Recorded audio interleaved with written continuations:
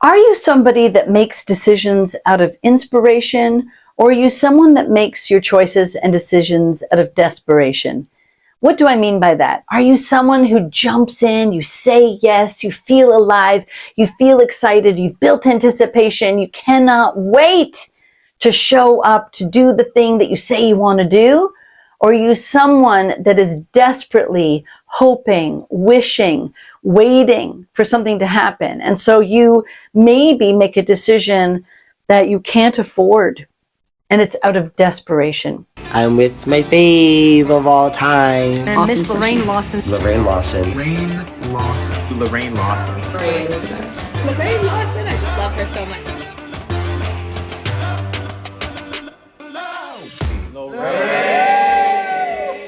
Well, in this video, I want to really make some distinctions around choices and decision making so that you can make more powerful choices going forward.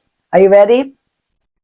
As a vocal and performance coach to so many singers, I myself have sung most of my life. I've performed all over the world.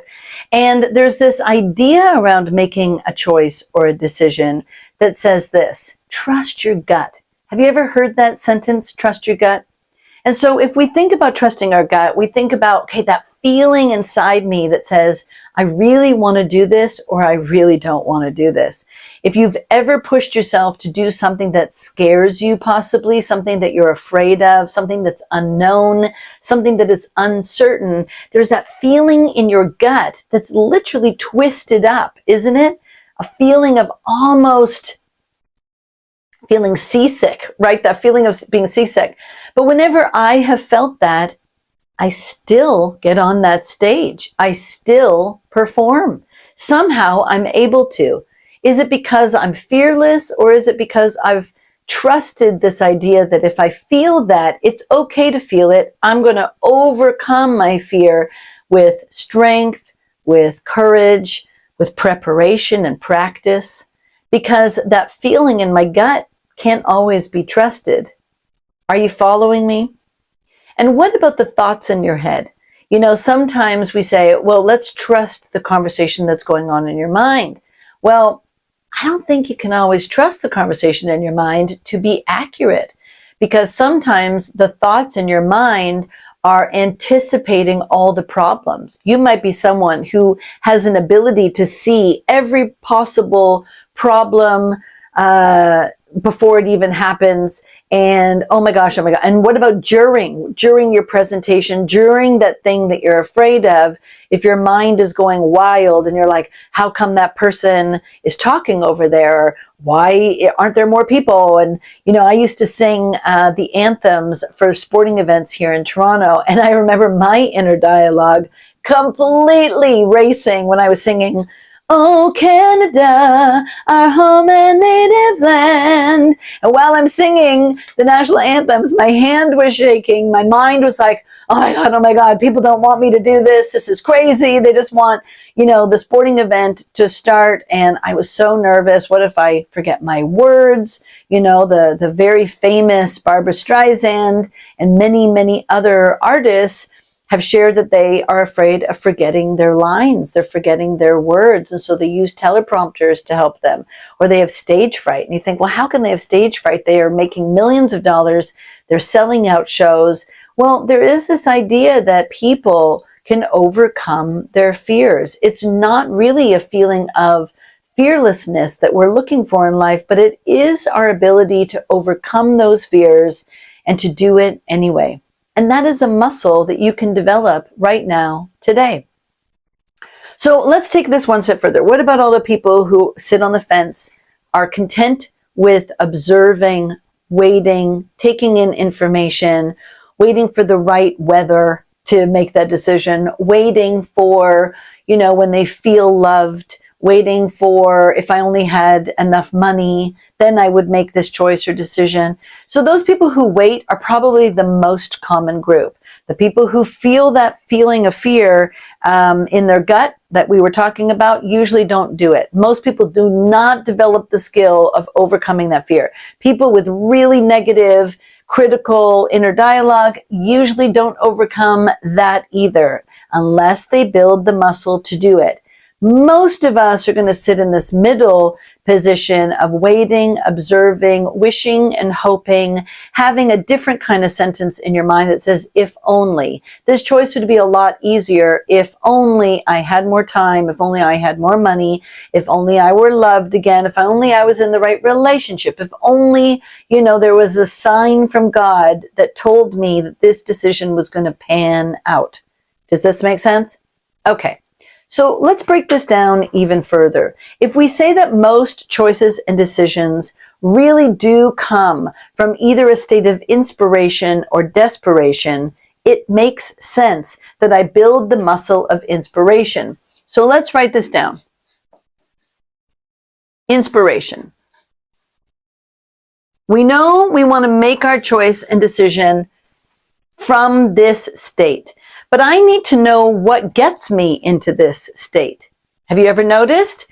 It's usually some kind of, maybe you heard something. It could be seeing something. For all of my chefs out there, my cooks out there, you may taste something, experience something. Does this make sense? And so when you see something, hear something, notice something, then you try it. What do you notice? You might notice that you're kind of good at it. And I'm going to call this trying, okay? We try something here, and it leads us to a state of being good at it. So again, that performer, they might have seen someone on a stage somewhere and they're like, what? I want to try that. Now, when I try it, I'm going to have to overcome a lot of what? Fear. Yes, we just said it. There's going to be some fears attached to this experience. I'm going to have to overcome those fears in order to notice if I'm good at it. And then this feeling of being good at it kind of wakes something up in you, doesn't it? It says, oh my God, I want to do that again. So there's a conversation in our mind in this state that says, I want to keep doing this. And in order for me to get great at something, I'm going to call this the doing. I have to do it a lot. And I'm also going to have to build more skill. We talked about skill earlier in terms of I've got that feeling, that gut feeling, like I don't want to do it. I'm scared of doing this thing. With more skills, I can overcome that feeling in my stomach. It's not a state of fearlessness, but it's actually trusting my skill level, my ability level. I may get some coaching here, right? If I play tennis, I'm going to have some coaches on my football team, my hockey team. I might get, I want to become a faster skater to really support my team more. I want to become great. Well, I'm going to get maybe some speed skating coaching. Does this make sense? And I'm going to practice. Of course you're going to practice because we can't get great without practice. Make sense so far? All of this, if you notice on this half, is pretty inspiring. There's some fears, and it's going to take some level of courage. So let's put courage here to overcome the fears, okay? So I feel some fears. I tried, I'm good. Oh my God, this is exciting. I want to get better. I build my skills. I get some coaching. I practice it. And I'm going to really start developing some courage to keep going, to keep saying yes. So this is a definite yes, a state of yes. Okay, does this make sense? This is maybe question mark. Let's call it a question mark. We're not sure until we try it. And as we try it, we notice we're good. And then now we're great. Well, then that voice, that authentic voice wants to keep going. And we want to get more. We want to become better. We want to be greater. Does this make sense? And so decisions now are going to become a little tougher. There's more competition often at this level of great. And how do I separate myself? How do I really stand out? Okay, I'm going to put it as standing out here. How do I become excellent here?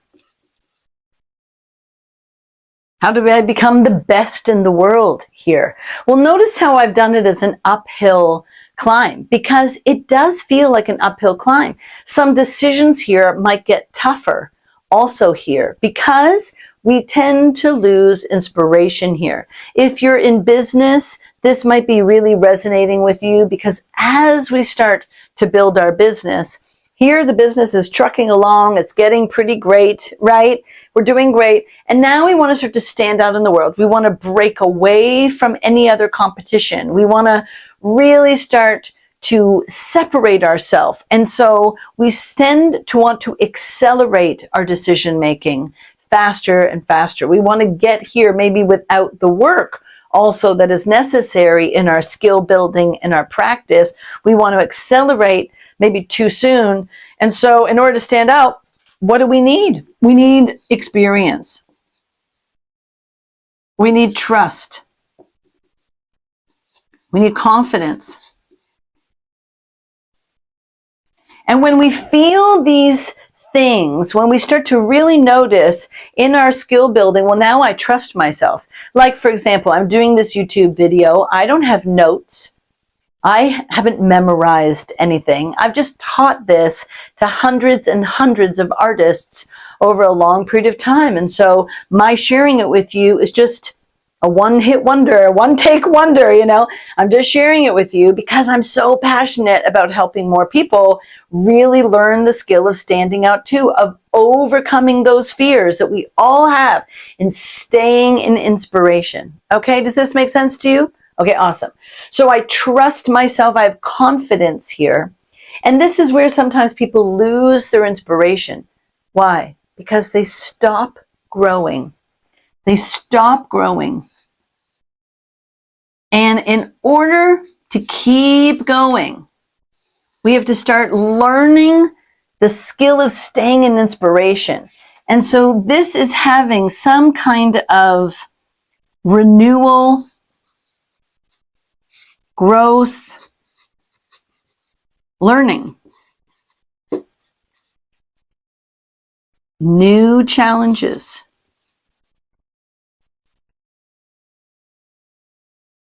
Does this make sense? That's how I'm going to stay inspired, because now I go back into this cycle of learning, growing, doing, coaching, building skills. I get excellent. I start to stand out, and then I got to stay inspired here with growth, with learning, with new challenges. Tony Robbins has been really great about identifying 6 human needs. And one of them is growth, a constant state of growth. The other human need is the need for certainty, the need for certainty. All in this zone of this circle, I'm going to say, is certainty. I know and I trust, I have confidence. There's a knowing. So if we talk about trying, doing, there is a knowing here. And in my knowing, there is some level of a predictable future. But in order to stay inspired, in order to make those choices and decisions even easier, okay, you guys got this? Let's break it down for what is really going to make the difference for your distinction is this. All decisions are based in 4 things. I'm going to call them like pillars, okay? Time, effort, money, and your emotional state. In order for me to stay in inspiration, I want to know how much time, how much effort, how much money, and always thinking, is my emotional state inspiring? So if I'm basing my decisions now on this, it's so important to start to create a different sentence than maybe one that you've been operating by. Instead of operating in the sitting on the fence, if only sentence, if only I had more time, if only I had more money, if only I had more will, passion, desire. You know, this might be your why. Let me just try to break this down for some people who want to go deeper. Okay, more motivation here. Then I might be able to do the thing that I said that I was going to do. And most people are going to build excuses here, right? So that's the if I only. There's so many excuses for not doing something. You want to create a reason for doing it that is beyond your fears, beyond any concerns, legitimate circumstances and situations that may very well be holding you back. Maybe you don't live in the city for scouts to come and you play baseball. I'll just give that as an example. And your family know that you're incredible at baseball. They have gotten you the coaches. You're playing on all the teams. And you really have a shot. Like, you just believe it in your head, in your heart. Your family sees it too. Your coaches in the city that you're in, or the town, small town that you're in. And so what does it take? Well, probably changing some kind of proximity. You're going to have to change your proximity. And that's going to require some time and your effort and your money. It's also going to require some emotional state to change proximity. How many amazing stories of people from, 500-person small towns have made it become the most successful people. They are not stopped by their situation or their circumstance or their proximity. Are you following what I'm saying? So if we start to see these 4 things, and I'll just box them, so that you can see that there's 4. Okay? These 3 being our kind of main ones, and then always measuring up against your emotional state. All of a sudden, the decisions that you make are amazing. If you stay in inspiration and not desperation, you will make decisions faster and faster. So let's create a sentence right now that might make a difference for this. And instead of the sentence of why me, imposter syndrome, why not me, which would be some belief in yourself without taking any real chances or making decisions. What if I make the wrong decision? What if I make the right decision and then find out that it's the wrong decision? What if the cost is too high? I mean, there's so many reasons, again, that are legitimate for us to make decisions.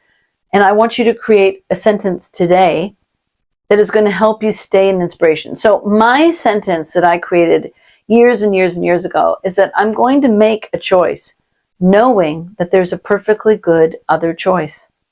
What? That's crazy. But it works because it allows me to not have regret. It allows me to stay inspired. It's my choice that I am making. I'm making a choice and a decision. There are other choices and decisions, but I know, especially as a singer, that I could sing that note high, I could sing the note low, I could sing it loud, I could sing it soft. Okay, does this make sense? So singers are making choices and decisions all the time, knowing that there's a perfectly good other choice and decision. But when I make it powerfully with no regrets, I stay in inspiration, woo! It lights up the room, it lights me up, it lights up my audience, and it really works. What is a sentence that you can create that is going to light you up and inspire you? And while you're at it, try to focus on some of the sentences that you're saying to yourself that are holding you back, that are costing you too much money. Usually things out of desperation cost you a lot of money. And maybe time that you don't have. Certainly your emotional state. So start thinking about decisions using these 4 pillars to make the decision and to take yourself to the next level. Okay? Stay in inspiration this week. And if you like this video, make sure you subscribe so that I can keep making more videos that are really going to answer your mind to help you really live a life you love. Do what you love this week.